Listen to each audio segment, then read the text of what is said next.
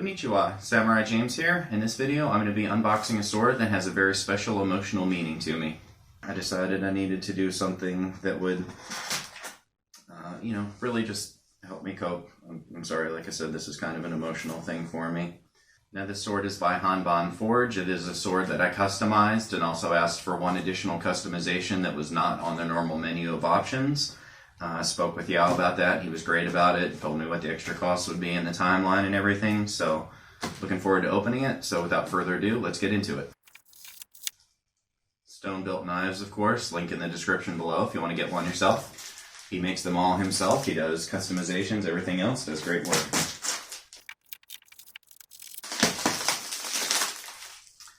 Getting good at these Chinese pack swords. There's a special art to being able to do this without having styrofoam all over.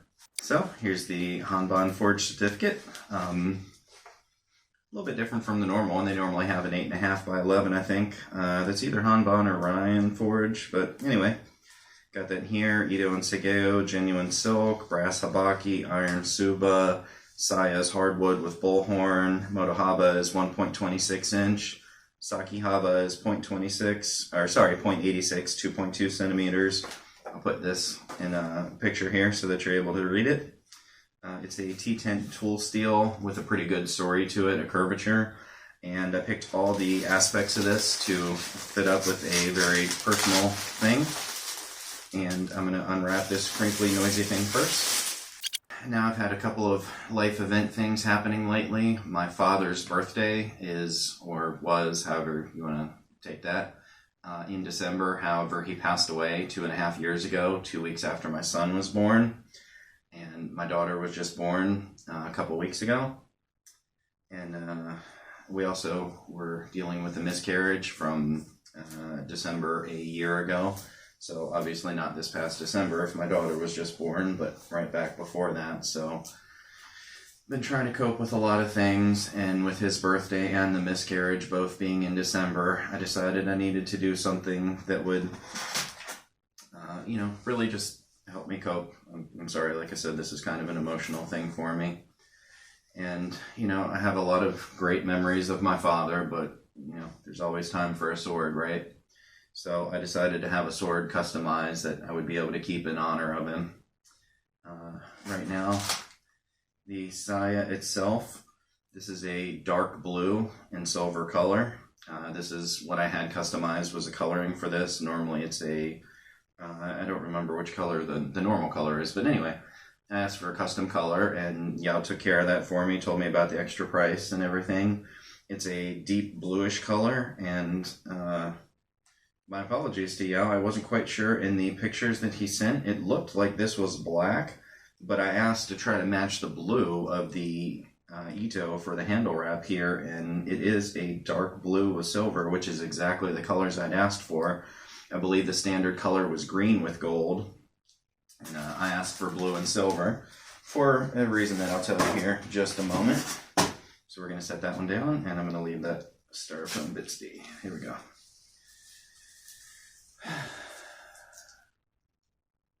Again, sorry if I'm a little quiet here. This is kind of emotional. So, my father was in the Air Force. It's something he didn't talk about very much. He did his time. He got released early because of illness in the family. So, he took slightly early release on that. He was involved with Vietnam, though he never served overseas. He did logistical stuff here in the U.S., keeping up with it. So, Air Force colors being blue and silver. I went with, obviously, the blue Segeo here, but that nice dark blue and silver speckle design here to the Saya. So Air Force colors in honor of his time in the Air Force. He didn't speak about it a whole lot. If you'd ever met him, he basically never mentioned it till the last few years of his life. He had cancer for his last 5 years, and he had 4 different types of cancer. He went in for a physical one day and had been fine at his previous physical, and at that physical he had stage 4 cancer, basically out of nowhere. Not really sure exactly where. It could have been from his involvement in the Air Force, could have been from his involvement with the fire company. He spent many literal decades running in and out of burning buildings, not just during actual fires, but training people as well.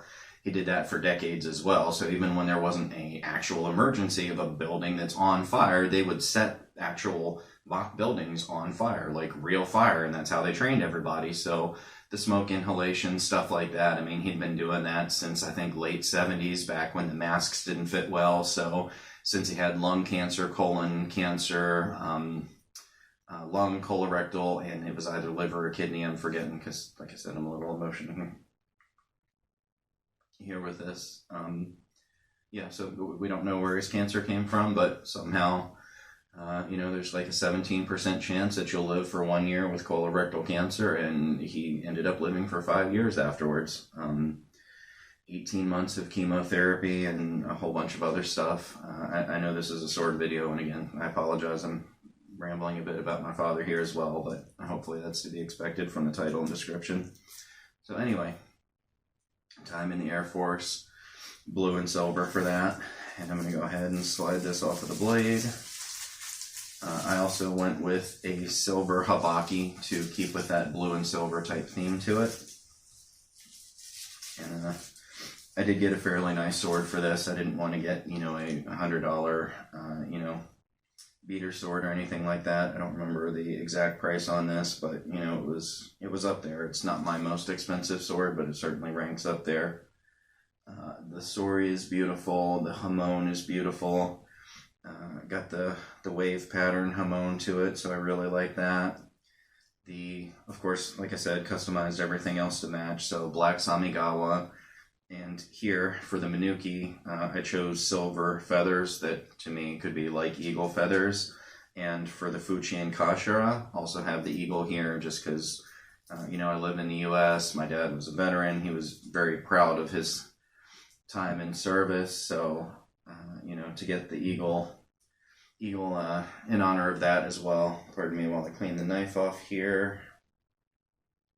And note that I'm pinching and pulling away from the blade. I'm not like trying to, so safety first. So I'm going to use that to pop this off here. I also went with the Japanese silks Ito for the wrap here because I wanted to see how that is, but also, like I said, I wanted to have something that's a really nice sword because it's in memory of my father, so I don't want it to be, some cheap little wall hangery type thing. Quite clingy there. Alright, so we're going to continue unwrapping this, and I still haven't quite got the hang of taking off the plastic from these, but I'm getting there. There we are.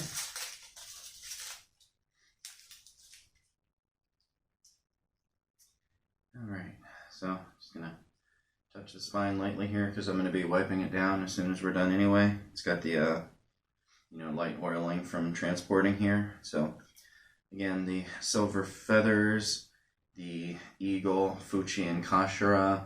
I also had it engraved with his name and his birthday and the date that he passed away. So, I'll be able to display it nicely. One thing I didn't know with the engraving is which direction the words would be going.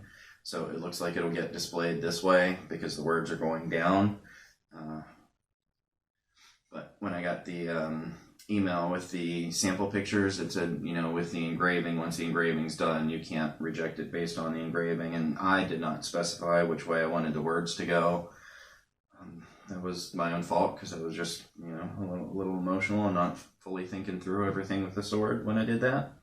But this is going to work perfectly fine because, it's got kind of the tachi curvature here to it. It does not have tachi fittings, but the way that you display a sword is based on, generally speaking, where the blade itself was signed, if it's signed katana mei or tachi mei, depending on how the sword was worn. So were this actually a tachi and there's a signature on the tang, if the signature is here, then it would be proper to display it upright.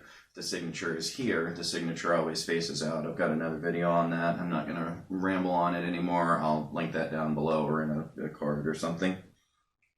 But sword itself is beautiful.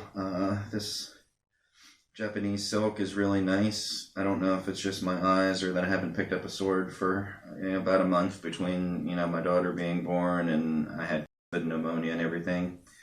It looks to be slightly thinner, not in that the thickness, but like the width of it.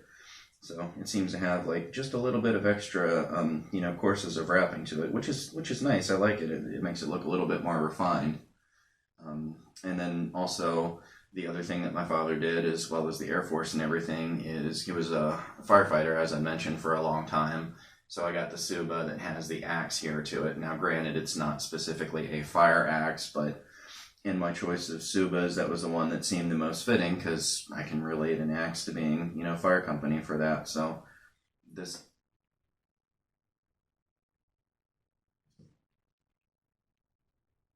ties together everything I wanted out of it. It's got fire company, it's got Air Force, it's got the Eagles and everything else. I'm gonna put some close-up pictures of it, and we're gonna wrap this one up because I'm starting to lose it a little here. So onward to the pictures.